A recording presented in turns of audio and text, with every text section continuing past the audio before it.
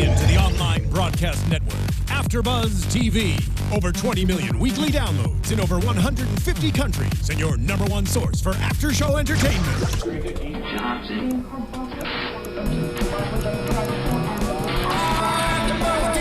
AFTERBUZZ TV, the destination for TV superfans. Producing aftershows for over 300 of your favorite TV shows, interviewing celebrities and showrunners, and bringing you behind-the-scenes exclusives. All thanks to E! Entertainment's Maria Menounos, producer Kevin Undergaro, and internet leader Akamai. Now, let the buzz begin!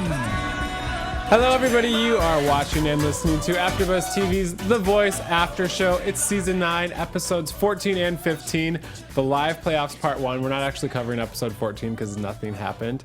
I'm Jason Ikeler. You can follow me on Twitter at Jason Ikeler.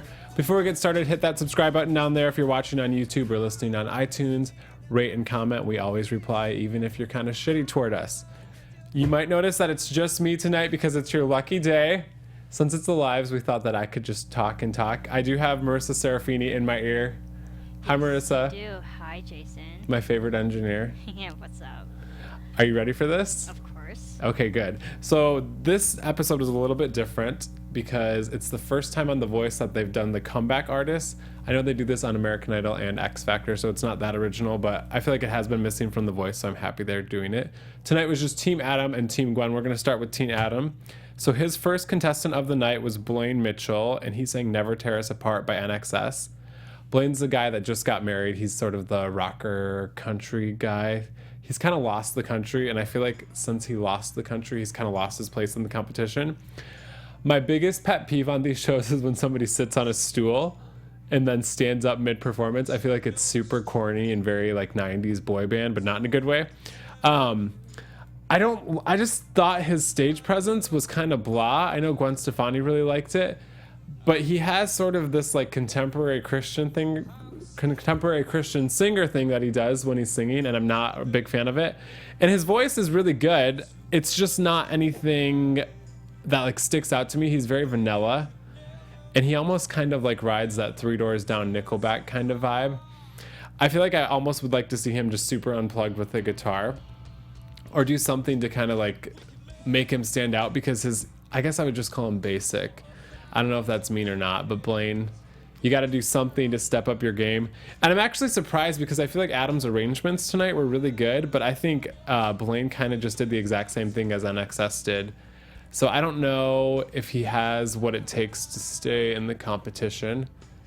I kind of want him to go. I also want to know what you guys think, though. I have the chat roll up, and I'm on Twitter. The hashtag is ABTV Voice. So if you have anything to say and you think I'm wrong, let me know, and then we can argue. Next up on Team Adam was Keith Semple, and he's saying To Be With You by Mr. Big. He's the Irish rocker guy that used to be in a boy band. And I actually wasn't really on Keith's team up until this performance. I thought this was his best of the competition. And I like that he took sort of this 80s rock song. I actually think it's a 90s rock song, whatever. I love this song. It's a really good song, right? It's amazing. What movie is this on? It's so many. But the one that comes to mind is Don't Judge Me, is The Family Man. This plays in the background in the bowling scene. I know what you're talking about. That's probably what I know it from, too. Probably. I like that he took this song, though, and he almost made it into like a little bit of a punk rock song. His voice really reminds me of the guy from the Rocket Summer, or even like a little Simple Plan-y. But I think what's cool is he really knows how to use his voice. So even though he doesn't have like maybe one of the strongest voices in the competition, he knows exactly when he can hit the notes and when he can't. And so it really works for him. And he reminds me a little bit of the guy from Fun. But I think, like Gwen was saying, you were almost afraid he was going to crack the whole time, but he never did. And so he kind of keeps you on the edge of your seat. But I thought this was one of the most current performances. Like, this reminded me of something I would see on the Grammys or any kind of award show. So I'm actually really excited for Keith now. Great song. And before we move on, just a little tidbit. Another host, Roxy Stryer, here at AfterBuzz, her and I, we love to sing the song all the time. So every time the song is on the radio, we'll always text each other like, "Hey, the song is on. Thinking of you." This is our song. Because this is like a sing-along jam. It is. It really Everybody is. loves it. Okay, up next on Team Adam is Shelby Brown, and she's saying You're No Good by Linda Ronstadt. I was actually at her blind audition, so I feel like I've been rooting for her the whole time. But she's the little country girl that chose Adam instead of Blake, which is kind of, in my opinion, a dumb decision if you want a career in country music because Blake is so well connected. That being said, I really like the direction Adam's pushing her in. She took this song, it almost actually reminds me of something Blake would pick for one of his artists because he's all about bringing the old country into the younger artist. But the way she performed the song almost reminded me of like if Ariana Grande grew up on a farm. She's just very, very country, but her voice is so strong. Like from top to bottom, she's just an insanely talented singer, and she has so many textures to it. Her falsetto has a little bit of rasp, and then she's got that huskiness when she goes down low. And I'm actually like, I have no vocal critique for her. It's just insane. I can actually hear her maybe doing, I know Marissa, you're gonna like this, but I think she'd do really good. What's that Martina McBride song about the sparrow?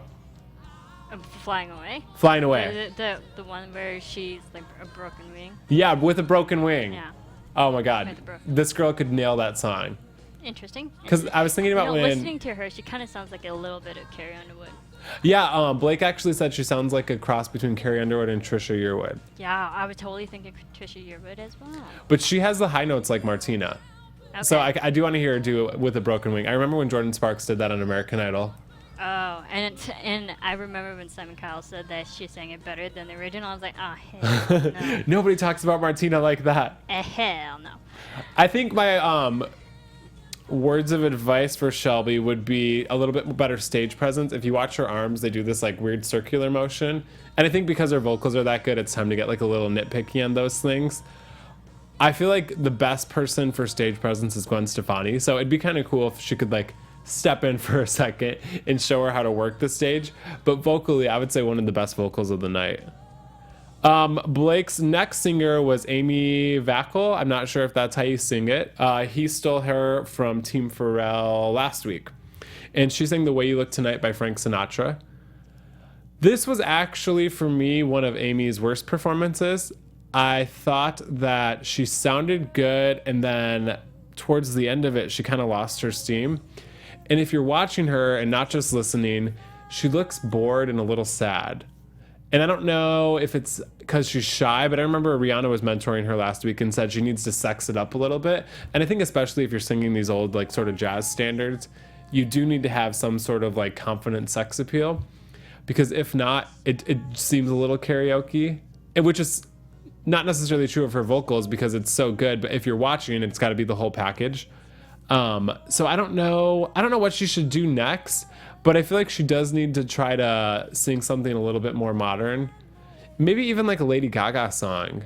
Like one of her piano ballads would be good. Interesting, because I'm looking at this music video of hers. Her performing. It's very dark, so it, just the environment reflects the mood of her singing. Yeah. So sexy, maybe. Slow, definitely. Yeah, and because, this song is like a love song too, but she reminds me of Bambi. Do you know what I mean? Bambi. Okay, a little sad. Yeah, like just smile. It's not that hard. I can see that. I don't know if this performance is good enough to keep her in. She's got a great voice, but I don't know if it's that unique. Like, I'm not dying to see her again next week. It's not memorable. No, definitely not. I just remembered it now because I have it written down. Next up on Team Adam was his comeback artist, Chance Pena, who sang Barton Hollow by the Civil Wars. I really like Chance, and I think he's super talented. I think this was completely the wrong song choice for him. This song, the Civil Wars are like insanely talented artists, and they have two people singing this song. And they broke up too soon. I know, way too soon. Two amazing albums. At least we got those. True. But vocally, he just doesn't have the range for this song because this song goes so low to so high. And then I think I get why Adam picked it because he does sort of have that raspy thing. I can't remember the guy's name in Civil Wars, but like the guy from Civil Wars, he does have that raspy thing going on. But I think because he's so young, he was almost trying too hard to embellish a little bit. So he's making up these things for his voice. John Paul White. Okay. He, I think in 10 years would sound like John Paul White. He's only 15. But I think now he's too young for this. I almost feel like this guy should have done maybe like an early Taylor Swift song when she was still country. He's only 15? Yeah. Wow. So he's got a really good voice, but he's just like, he doesn't do the song justice because the song is too hard for him. And he looked very uncomfortable.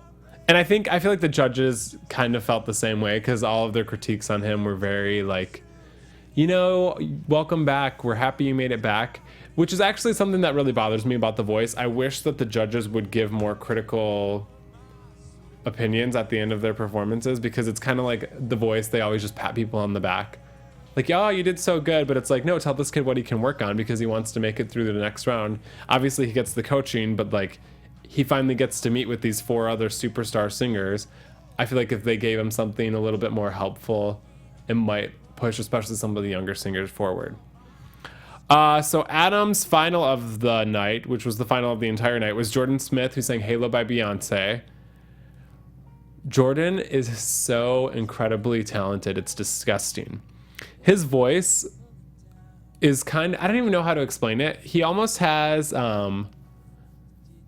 like a Clay Aiken purity to his voice, and I mean that as a compliment. But it's so strong from top to bottom.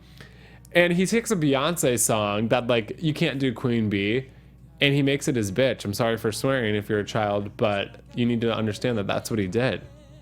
And I think it's kind of cool too because when you look at Jordan, he obviously doesn't look like your stereotypical pop singer, but it doesn't even matter because his voice, he's just such a balladeer. And I think I don't know. I picture him being like the male Adele, even a little bit more than Sam Smith. So I think that'd be. I can totally see that. Yeah. Even if he did an Adele song, I'd be completely okay with that. But he's just so good. And I like that Adam, when they were practicing, Adam said, make sure you don't make this a karaoke song.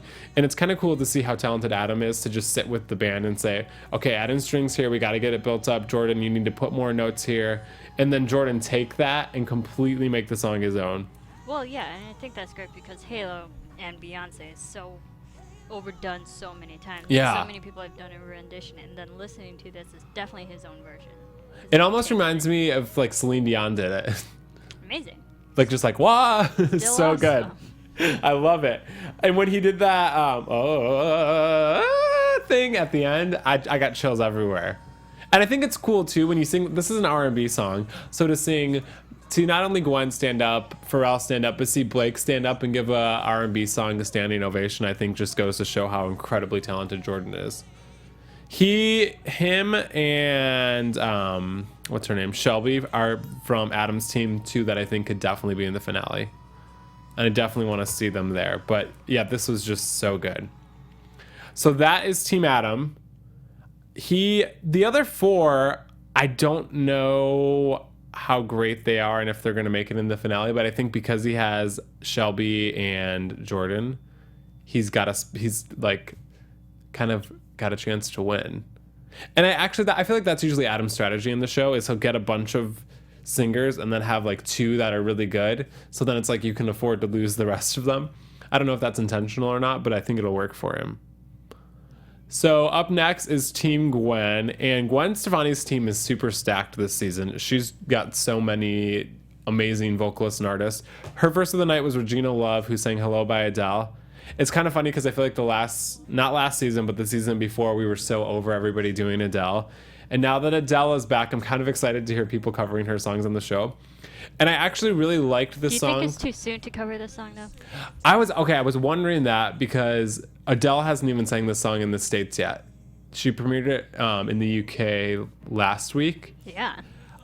But The Voice The Voice has done that in the past. I know with Sam Smith, they sang his song on The Voice before he sang it live, same with Hosier. So I kind of get why they're doing it. And I actually think for Regina, this song is good because I feel like she's one of the artists on the show that seems very dated and she's only sang older songs. So I like that she did this current song. However, I don't think she did it that well. I think she kind of lacked breath support the whole time. And when she got a little shouty, it was under pitch. So I was actually kind of disappointed in this. And it's not even that she lacked breath support. I think an important thing about singing is knowing when to take the breath.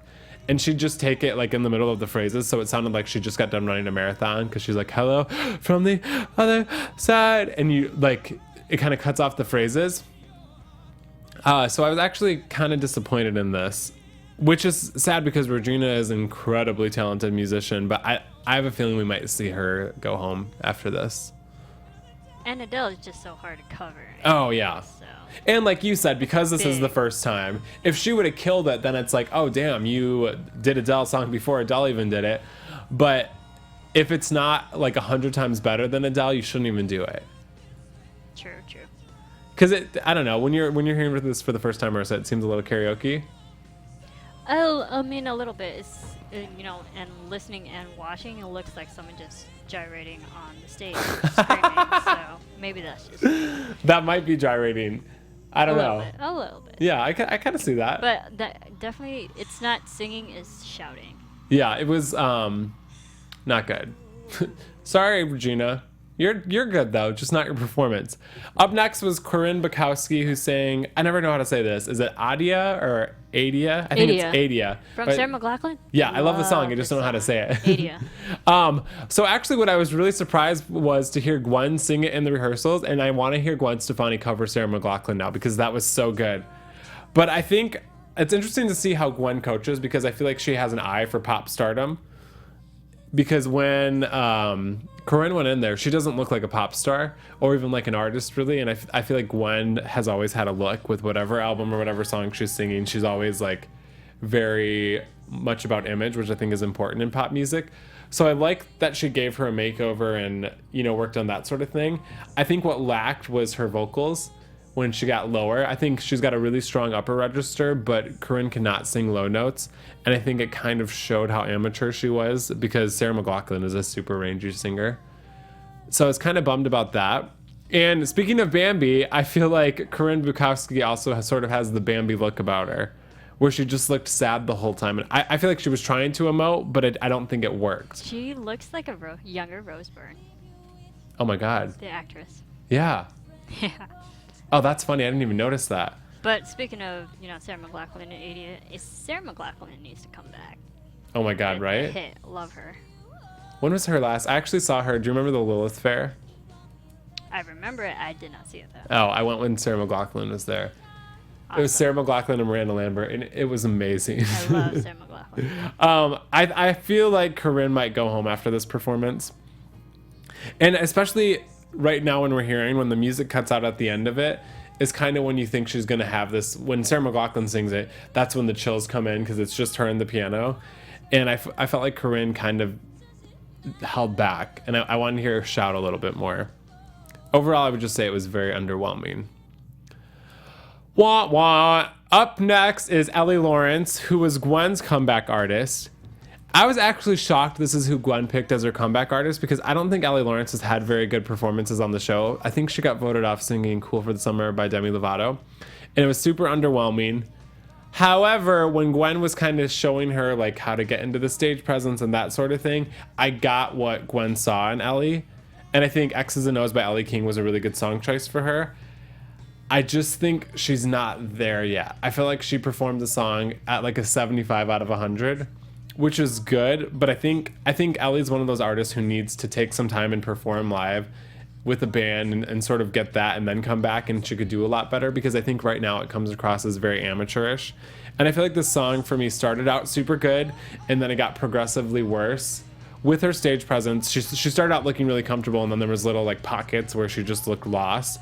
And especially with her vocals too, it got really shouty for me towards the end of it, which I think is what Gwen kind of warned her about too. She said, save those for the end, but like save them in a good way. And I think because she got so excited to do the shouting at the end of it, it just kind of lost its touch, and I felt like she was screaming at me. And this song too, it's dangerous to do a song this current because the song is on the radio all over right now. And I don't know, I don't think, if I was Gwen, I wouldn't be that excited that I brought her back. But what can you do? Maybe though, if she can keep going in this route and do, I don't know, I could see her doing like a Paramore song or even like a Halsey song, I think would be good for her, or Halsey, however you say it. Something like in that vein, but I just don't think she's quite where she needs to be. Up next was Jeffrey Austin, who sang Say You Love Me by Jessie Ware. I love this song. So when I found out he was doing it, I was immediately like a little weary because this song is so powerful. but his voice is so good. He reminds me of like a more R&B Ray LaMontagne. And I think the way Gwen had him dressed looked perfect. I think it went along with the song.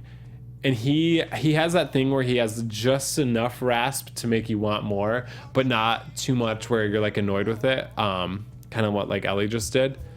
And when he's saying the no, he gave me chills. And I love watching how passionate Gwen Stefani is about the performance too, because you can just tell when she has somebody on her team that she wants to win. And I think Jeffrey's that for her. The only thing I think he could work on when you're watching him is he kind of does this thing where he cocks his head while he's singing. And I think that just takes practice. And he hasn't, what did they say? He hasn't sang live in like 6 years. So if we're not singing live in 6 years, that's pretty damn good. And I think, I don't know, I feel like for me, this set Jeffrey up as a frontrunner in the competition. And I honestly don't remember any of his other performances up until now. So after this, I mean, he's one of my favorites now. So if he keeps going in this vein and sort of does like the soulful pop rock thing, I think he's going to kill it. Up next was Braiden Sunshine, who sang Everything I Own by Red. So Braiden, kind of cool, got to perform with Blues Traveler over the hiatus from the... I love Blues Traveler. Yeah, he did one of their songs. I think he did it in his blind audition, so they called him out and he got to perform with them on stage. I think it was... Excellent. Went over whenever since the last time he sang. He sings like a little angel to me. Like, he's so adorable. I think the verses of this song were so good. And you're just like, wow, this kid really has it. But then when he got to the chorus, it was so underwhelming to me. And I know part of it is just the song. Like, the song doesn't have a very good build in it. But I think he got too excited for the choruses. And the way he approached them and the way the song's written didn't work out. And it made him look young. Which is interesting for Braiden, because I feel like in the past that's kind of been what's cool about him, is when he's singing, you're like, there is no way this kid is 15. And I think when he's singing tonight, I was like, oh, this was a very much like a 15-year-old trying to attempt a rock song. So I was kind of bummed about that. But then I think towards the end of it, he took the mic from the mic stand and started interacting with the crowd, and I think he got his confidence back a little bit. And the last chorus, when he was sort of just ad-libbing the whole time, that was really good. It was just like, the beginning was good, the middle was bad, and the end was good. So that's kind of, I mean, that's important to have a strong beginning and end, but I don't think necessarily, definitely not one of his better performances. So Gwen's next performer, which is the final one I'm going to talk about tonight, was Victor Corelli, and he sang All Around the World. He's the guy that's the Hungarian pop star. He reminds me, I don't know if you guys know who Matt Gose is. He's got a Vegas residency. But he's sort of like the newer Frank Sinatra, is what they call him. And Victor kind of gives me that vibe. I liked the rehearsal of the song a lot better than the performance. I liked that Gwen was like, no, we need to make this sort of into like a sexy R&B song. But I don't know what they did in the live shows, but the whole song just kind of seemed sloppy to me. Like, he seemed like he was all over the place. The arrangement just seemed messy. And what he was doing and what the band were doing didn't really work for me. I just felt like it lacked focus. And I was really bummed about it, because I think Victor's super talented and definitely has a shot at this whole thing. But I feel like he doesn't necessarily know who he is as an artist. He knows who he is as a singer and can sing well. But I feel like if he was an artist, he could have taken this song and really made it his own. And I don't even really like the song, but like, he could have done something with it. And I was just kind of disappointed in the way he took it. And I don't know if it was him or the band or Gwen or who's to blame, but I was not happy about it. So that wraps up Team Gwen. She's got, let's see who are my favorites from her team. Actually, I thought her team was a lot better, but now looking back at it, Jeffrey's really the only one that I was blown away by, which is funny because I felt like when I was watching, I thought Adam's team had the worst night, but I was wrong, people, and that rarely happens. So there we go. You can be wrong sometimes. Yeah, every now and then I can be wrong. I'm going to check Twitter to see if we have anything. Checking right now. But we don't. I'll definitely check out Matt Gose. He sounds and looks amazing. So. You're into that? Mm-hmm. Oh yeah, definitely. Perfect. I guess we can get into a little news and gossip. AFTERBUZZ TV News. So Blake Shelton and Gwen Stefani officially confirmed their relationship. which is kind of crazy because I feel like this is the first time in any of these music competition show histories that 2 judges have hooked up. Wow, that's so soon. I know, because they both... Well, okay, so Gwen got divorced when? Back in... I think it was back in February when it all started, but then obviously I don't even know if they're officially divorced yet. And then Blake's was over the summer. But it's kind of weird that they would... part of me wonders if they just announced it to get hyped, like, going for the show. Because it's definitely, like, even...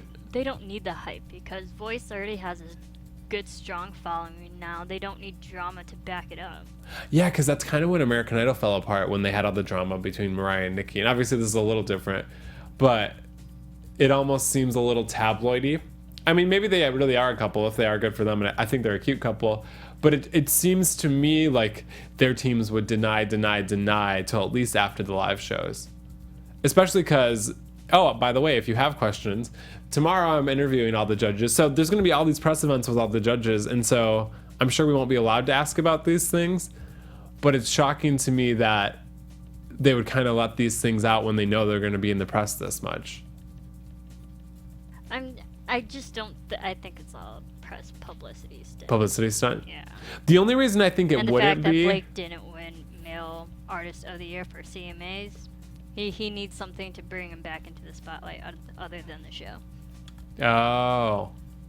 The only thing I was thinking, I feel like it's rare that country singers do publicity stunts. Well, I mean, every once in a while you get publicity stunt. I mean, you saw Kenny Chesney years ago with Renee Zellweger. I mean, every once in a while we happen, but not as much. Not this fast either. Yeah, because I honestly think it, like, I mean, if they are together, obviously, whatever. But I honestly think it, like, from the outside looking in, seems a little soon. It is. And, I mean, who knows how long they've actually been seeing each other behind the scenes. Who knows? Yeah, I guess that's true. Yeah, because I guess just because your divorce is announced doesn't mean you're with the person. So they could have been broken up, like, months and months ago. We don't really know. Yeah. But that's our news and gossip. If you have questions for the judges, tweet them to me. I'll ask them for you tomorrow. We'll be back in here next week, hopefully with the full panel. But if not, I'll just keep talking to you. You're welcome. If you guys want more from AfterBuzz TV, you can follow us on social media at AfterBuzz TV. And again, make sure you click subscribe on YouTube and iTunes. If you want more from me, you can find me on Twitter, Instagram, and Snapchat at Jason Ikeler. And I will see you back in here next week. From executive producers Maria Menounos, Kevin Undergaro, Phil Svitek, and the entire AfterBuzz TV staff, we would like to thank you for listening to the AfterBuzz TV network. To watch or listen to other after shows and post comments or questions, be sure to visit AfterBuzzTV.com. I'm Sir Richard Wentworth, and this has been a presentation of AfterBuzz TV. Buzz you later. The views expressed herein are those of the hosts only and do not necessarily reflect the views of AfterBuzz TV or its owners or principals.